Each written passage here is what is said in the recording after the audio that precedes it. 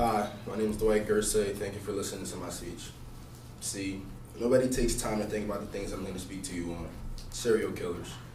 We hate them, but they're here. It's hard to change that, and some people never understand why they do what they do, and I'm here to tell you why.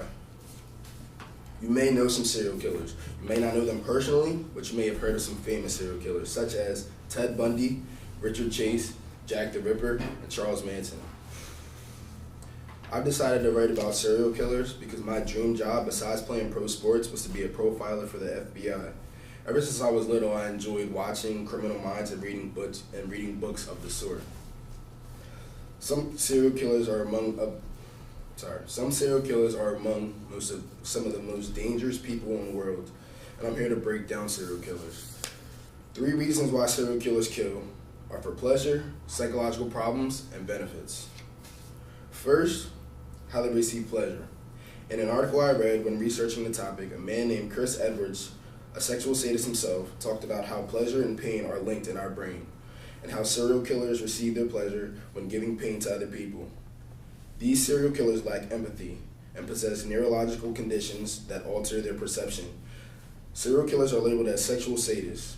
The way sexual sadist works is that some people are sexually aroused by pain caused to others. Anyone that is a serial killer kills so much because sexual sadism is a disorder. According to the FBI, as of right now, there are 25 to 50 active serial killers in America. Next, I would like to tell you how serial killers have psychological problems. These psychological problems of serial killers go through a lot. Serial killers go through a lot. It never makes it okay, but some serial killers cannot control why they kill. Most serial killers suffer from horrible disorders, such as conduct disorder, intermittent explosive disorder, and sociopath or psychopath, also known as antisocial disorder. These disorders make people overly aggressive when not needed, lead to persistent and repetitive behavior changes. All serial killers have one thing in common, which is the inability to become sociable and to be socially accepted. I took this information from a website about serial killers called Flow Psychology. A quote from Eileen Warnes, who is a serial killer herself: "To me, this world is nothing but evil, and my own evil just happened to come out of because of the circumstances of what I was doing." Next, I'm going to tell you about how killing is very beneficial to serial killers. Serial killers all have a motive. Some might say serial killers go through a lot, went through a lot, and some might say these serial killers go through a lot and went through some of the worst times of their lives when they grew up. Some serial killers grew up in terrible ways. They never had any guidance. Their parents were most likely abusive, and some were raped. Some were tortured as kids. Among some of the most famous serial killers, they all have their story to tell, but nobody wants to hear it.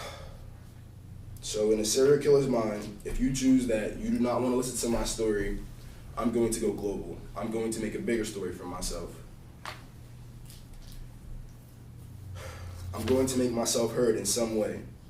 This would be killing a lot of people. When their story can't be told, they write a new one, so that the world makes sure that they are heard, being talked about all over and being plastered all over the news and every channel. Being plastered all over shines a new light for serial killers. And in conclusion, not everyone wakes up and decides that they are ready to kill. And my intentions aren't to justify these killings or absolve the killers of their heinous acts, but to understand why these killers kill and why they have done what they did, and where such unnatural violence and hatred of others and inability to empathize have now and their inability to empathize. I have now broken down a serial killer and why they receive pleasure in psychology and problems, and why they go through what they go through, and how killing is beneficial. Thank you for listening.